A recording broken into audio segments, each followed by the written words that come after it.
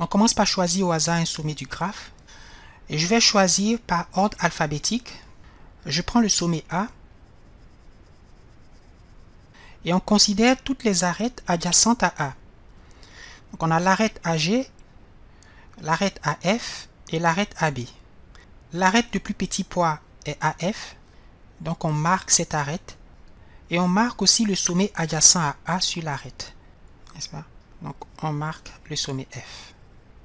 Alors, je rappelle que vu qu'il y a n égale à 7 nœuds ou 7 sommets, alors il nous faut n-1 égale à 7-1 égale à 6 arêtes.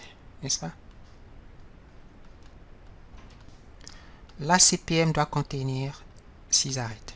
On va considérer le sous-ensemble formé par les sommets A et F comme un sommet en lui-même, si vous voulez, comme un super sommet. On a un super sommet qui contient deux sommets qui sont A et F. Et on regarde toutes les arêtes adjacentes à ce super sommet. N'est-ce pas? Toutes les arêtes qui rentrent ou qui sortent du sous-ensemble AF. Alors vous avez AG, GF, FD, FE, AB et FB. Et l'arête de poids minimum, c'est bien sûr FB ou BF. Et donc on va marquer. Et on marque le sommet B qui est adjacent à F sur cette arête. Et on recommence en considérant cette fois le sous-ensemble ABF des sommets marqués comme un super sommet, n'est-ce pas? Et on cherche l'arête de poids minimum parmi toutes les arêtes adjacentes à ce super sommet. Or, ces arêtes sont AG, FG, FD, EF, BE et BC. Manifestement, BE est l'arête de poids minimum parmi toutes les arêtes candidates. Il faut marquer le sommet E. Et on recommence en regardant le système des sommets A, B, F et E comme le super sommet.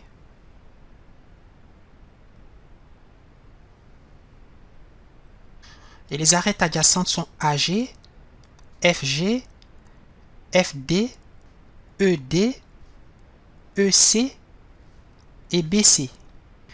Alors, vous voyez qu'ici on a deux solutions possibles. On peut choisir EC ou BC qui ont un poids égal à 3.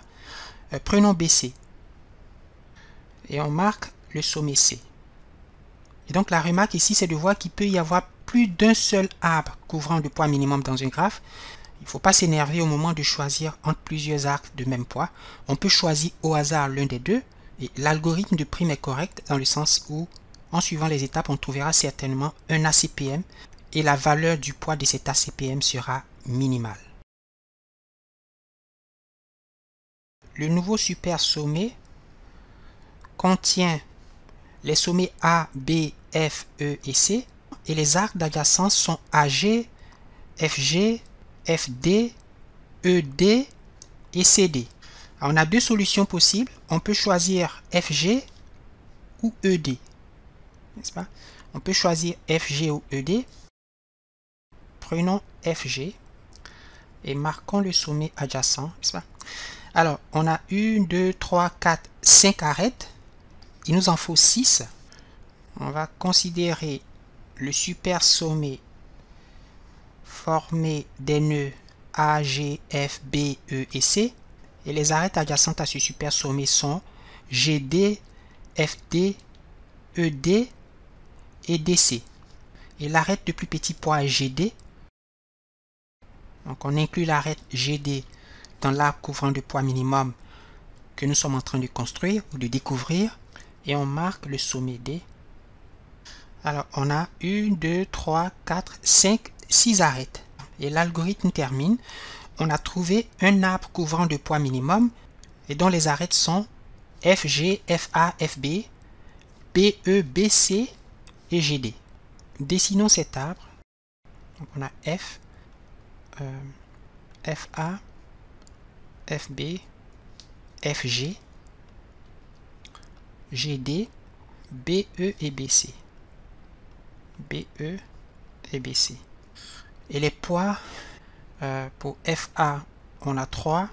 Pour FB, on a 2. Pour FG, on a 4. BE 1, BC 3 et GD 3. Et le poids total est 3 plus 4 plus 2 plus 1 plus 3 plus 3. Ce qui fait 9 plus 1, 10 plus 6, ça fait 16. Donc, voici l'ACPM et son poids vaut 16. On commence par choisir au hasard un sommet du graphe, comme on l'a fait pour l'algorithme de prime. Prenons le sommet A.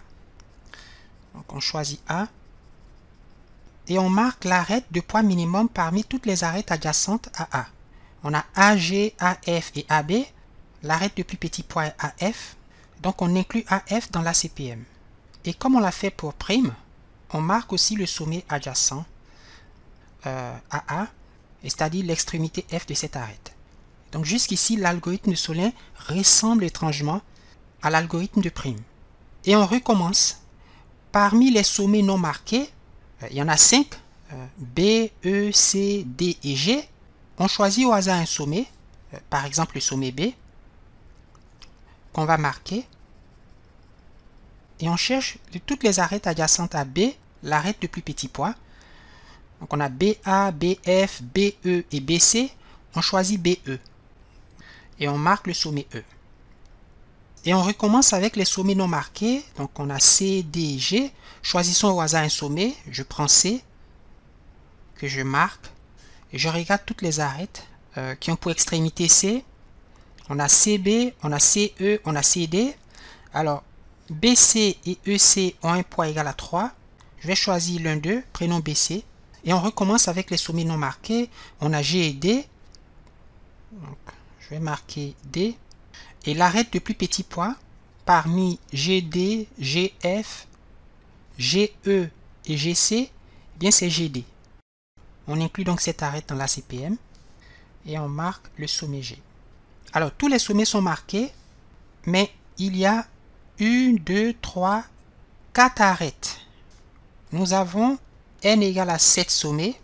On attend donc 7 moins 1 égale à 6 arêtes. Il nous en faut donc 2 autres. Alors, les sous-ensembles distingués GD, AF, BE, C sont des sous-arbres de l'ACPM, de l'arbre couvrant de poids minimum que nous sommes en train de découvrir. Et c'est ce qu'on appelle des composantes connexes. L'arbre lui-même est un graphe connexe, comme on l'a vu, que je vais mettre en évidence. N'est-ce pas? Donc on a GD,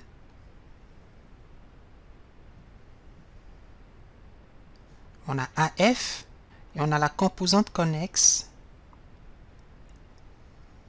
BEC.